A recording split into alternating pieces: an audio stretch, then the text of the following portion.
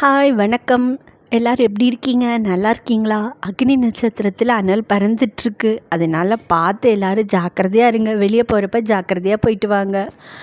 சரி, இன்றைக்கி என்ன கதைனா, நன்றே செய்க அதையும் இன்றே செய்க. இது உங்கள் எல்லாருக்குமே தெரிஞ்சிருக்கும். இதை பற்றி தான் ஒரு கதையும் சொல்ல போகிறேன்.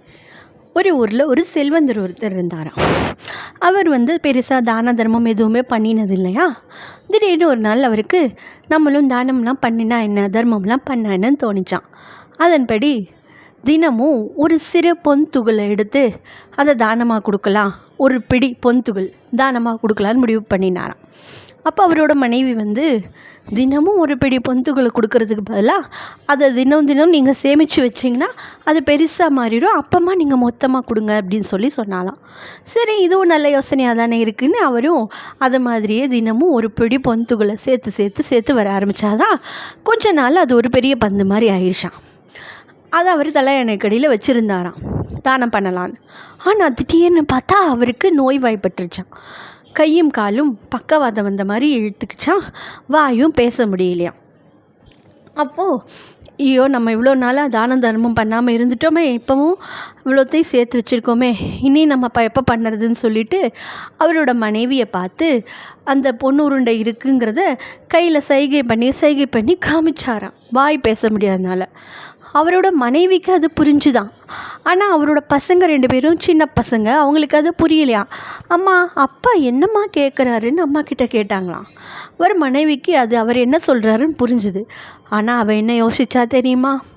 இப்போது அவருக்கோ நோய்வாய்ப்பட்டு சில நாளில் இறந்துடுவார்.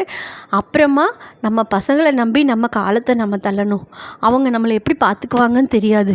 அதனால இந்த பொந்துகளை நம்ம பத்திரமா வச்சுருந்தாங்கன்னா நம்மளுக்கு அது எதாவது ஒரு வகையில் உபயோகமாகவும் இருக்கும் அப்படின்னு சொல்லிட்டு அவள் பசங்களை பார்த்து, அதுவாப்பா, நாங்கள் கல்யாணம் ஆனப்போ புதுசுலலாம் விளாம்பழம் உங்கள் அப்பா வாங்கிட்டு வருவார், அதை ஆசையாக வாங்கிட்டு வந்தோடனே, ஆனால் அதை அவருக்கு வெல்லம் போட்டு கொடுப்பேன், அதை சாப்பிடுவோம், அதை தான்ப்பா அவர் இப்போ சொல்கிறாரு அப்படின்னு சொன்னோடனே உடனே 2 பசங்களும் போய் விளாம்பழத்தை தேடி கொண்டு கொடுத்தாங்களாம். அவங்க அம்மாவும் அதை அதே மாதிரி வெல்லம் போட்டு கொடுத்தாலாம். அவருக்கு ஏற்கனவே சளியாக இதுவாக இருந்ததுனால அது சாப்பிட்டவுமே அவருக்கு சளி அதிகமாகி இறந்தும் போயிட்டாராம்ப்பா.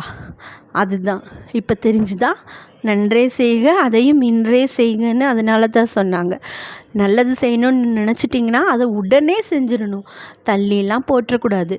அப்படி போட்டோம்னா அது நடக்காமல் கூட போயிடலாம். அதனால தான் நன்றே செய்க அதையும் இன்றே செய்கன்னு சொன்னாங்க. நன்றி, வணக்கம்.